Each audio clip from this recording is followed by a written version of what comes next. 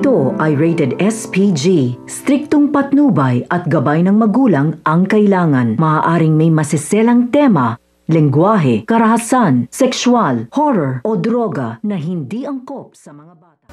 Naisagawa na nga nila Ramon ang kanilang pagtakas at tanging silang dalawa lang magkaibigan ang nakaligtas. Marami nga ang mga kasamahan nga nito ang nagbuwis ng buhay. Buti na nga lang dumating nga sila Olga sa tamang oras kung saan masusuko na nga sana itungan sila Ramon. Sinabi nga nito ni Olga kay Ramon na ngayong malaya na nga siya. Ito palang nga raw ang simula ng tunay na laban nga nito ni Ramon. Kaya naman sa isip nga nito ni Ramon, ang una nga niyang gagawin ay punta ang isa nga niyang napunlaan na babae at bawiin ang anak nga niya sa kanya.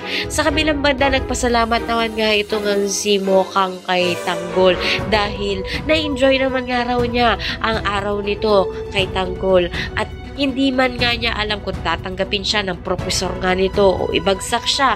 At least nga nakaganti nga siya sa tulong na nga rin niya Tanggol kahit nga alam nga niya na hindi tama ang ginawa nito sa profesor niya.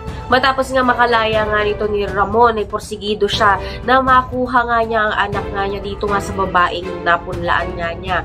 Kapag nga nakita niya nga ito, magpakilala nga kaya siya agad dito nga kay Tanggol. Ang lahat na yan, abangan natin. Maraming salamat sa ipanonood at